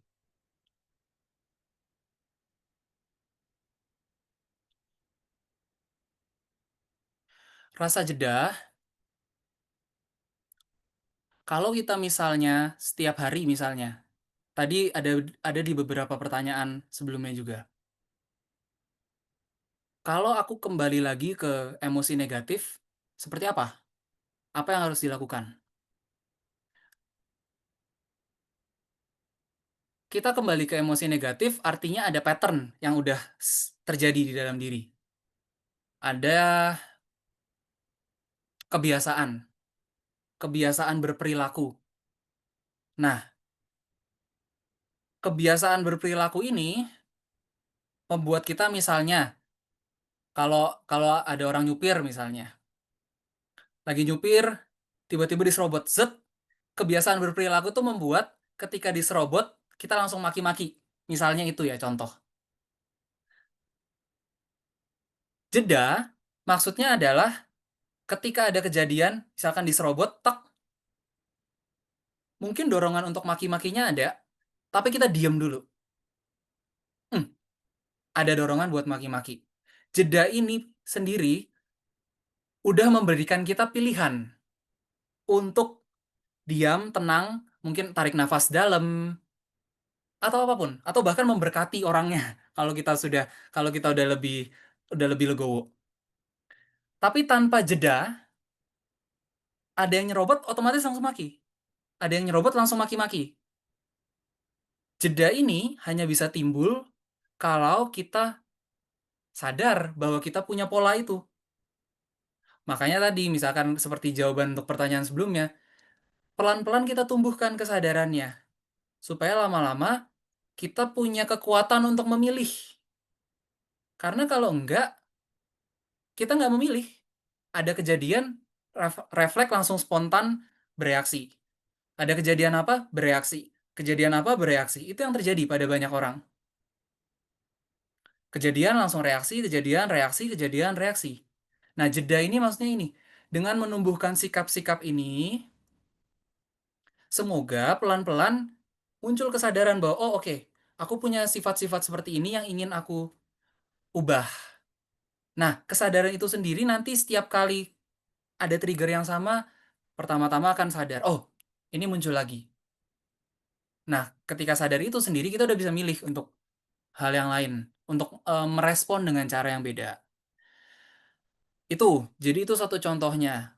Bisa diterapkan macam-macam, terutama pada biasanya pada keluarga masing-masing. Ini keluarga itu selalu menyajikan pelajaran yang paling penting, karena setelah bertahun-tahun hidup dengan keluarga, kita reaksinya udah spontan banget dengan keluarga. Ada siapa, ada orang tua yang ngomong A, langsung kita sebel. Ada anak yang melakukan B, langsung kita bereaksi apa. Itu supaya nggak jadi otomatis lah. Rasa jeda ini supaya nggak jadi otomatis. Itu paling ya. Semoga cukup konkret loh ya. Aku aku nggak tahu. Cukup Yes, konkret nggak? Kalau kurang konkret yes. aku pikirin lagi. Cukup, Keren, cukup Oke. keren, jelas. Bu Andi. Dan Thank you, Ini thank you. malah jadi sesuatu yang menarik ya. Ada insight yang menarik. Jadi kesadaran itu menyadarkan kita bahwa kita jadi punya pilihan terhadap hidup. Yang tadinya kita impulsif, tadinya kita kayak digerakkan oleh bawah sadar, pada saat kita mulai sadar, kita jadi melihat saya mau melakukan itu atau sebaliknya. Wah, menarik ini, menarik, menarik. Ya. Menarik, menarik. Bro Anthony, thank you, thank you, thank you. Oke, Nah, thank ini you juga, thank you juga. ini fans sama Mas Herwi udah tepuk tangan loh, Mas Herwi, Mas Herwi. saya bantuin deh. Oke, Mas Herwi, eh monggo silahkan. Ada tanggapan apa, Mas Herwi?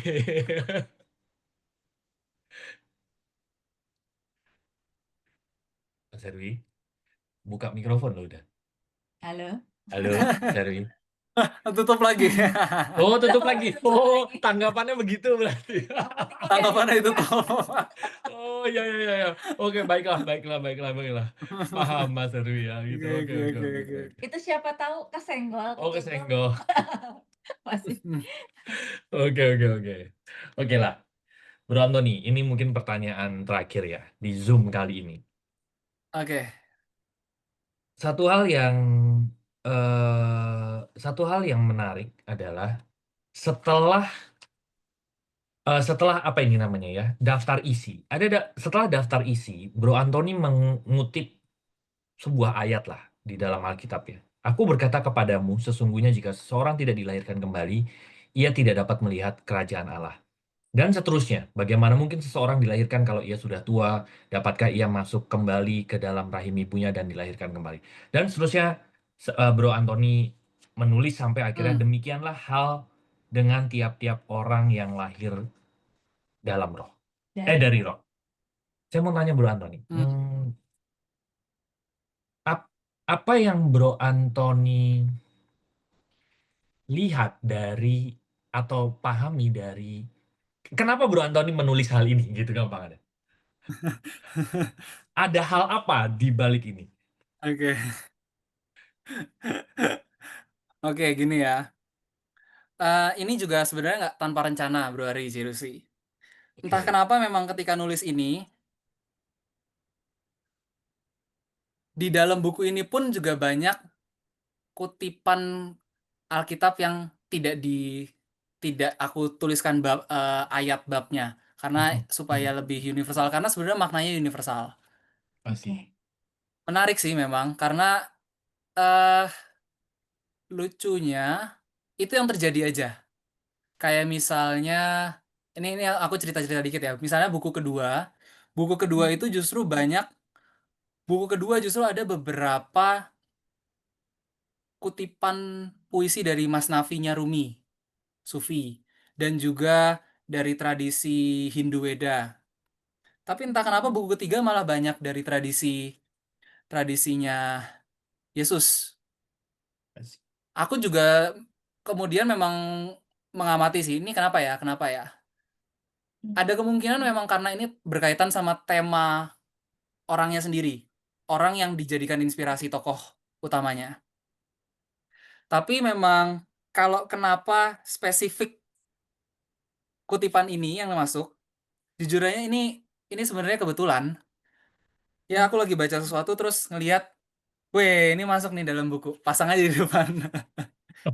Tapi ya karena memang maknanya, ini aku jawab nggak terlalu eksplisit ya, karena memang ini kayak bagian ketiga dari tadi yang kebijaksanaan yang hidup itu. Semoga bisa diresapi pelan-pelan. Ini makna yang di sini itu sebetulnya secara tidak langsung masuk ke dalam seluruh buku, masuk juga dalam seluruh pertemuan hari ini. Ini penjelasan singkatnya ya.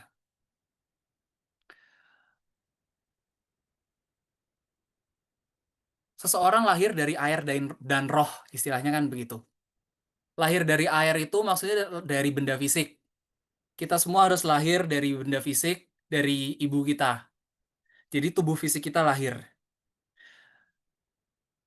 Roh di dalam kutipan itu ditulis dalam huruf kapital. Jadi ya kurang lebih kita terlahir dari sesuatu yang sifat. Jadi ketika kita lahir secara fisik, belum tentu sifat spiritual kita sudah lahir penuh, walaupun fisik kita sudah lahir dan berkembang. Sifat spiritual artinya sesuatu yang tidak dibatasi oleh fisik. Nah, itu yang disebut dalam, maksudnya kurang lebih roh lah di situ. Nah, sifat-sifat eh, aspek spiritual kehidupan ini yang perlu kita bangun untuk lahir. Jadi, mohon maaf ini perumpamaan lagi. Kalau kita ngelihat keluar hewan-hewan atau bahkan yang punya peliharaan anjing, kucing. Kalau kita lihat, mayoritas hewan hidupnya cukup kalau sudah survive.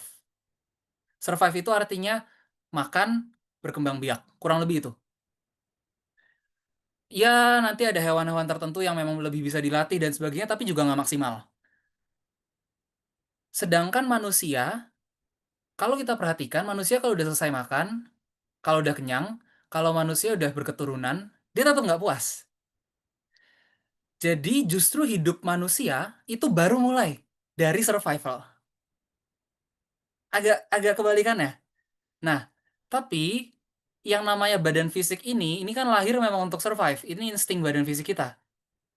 Maka untuk mengolah sesuatu yang non fisik, kita tidak bisa mengandalkan badan aja. Kita perlu menggunakan badan yang sehat, yang bugar jelas. Tapi kita tidak bisa mengandalkan insting badan karena insting badan utamanya buat survive. Nah, kalau ini sudah survive, justru hidup baru bisa dimulai, baru membangun tadi sukacita segala macam. Nah, itu maksudnya. Jadi, kamu harus dilahirkan kembali dalam roh. Artinya maksudnya itu. Kita harus menggunakan aspek akal budi, aspek emosi yang sudah lebih matang dibandingkan makhluk-makhluk lainnya untuk membangun kesadaran ini. Karena ini tidak begitu aja diberikan kepada kita. Justru ini kesempatan kita untuk mengalami hidup dengan macam-macam uh, spektrum pengalaman yang seru.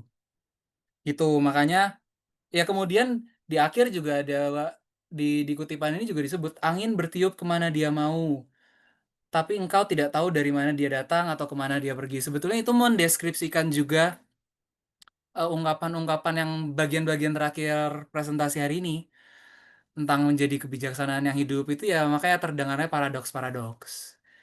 Itu aku menjawab dengan perumpamaan lainnya. Mungkin gitu. Semoga nggak jelas. Oke. Jadi bisa dibawa tidur. Oke. Baik, Bro Antoni, terima kasih banyak atas sharingnya malam hari ini. Ada banyak lain yang rasanya kalau saya pribadi akan diendapkan Iya, gitu ya. betul. Kamu ada tambahan, Bu? Enggak, saya juga kayaknya bawaannya mau duduk, diem, dan mencerna apa yang tadi Mungkin Bro Wah, keren. Antoni sampaikan. mungkin kayak Mas Herwi tadi. Ya, Mau buka. ngomong buka, tutup lagi gitu. Gitu.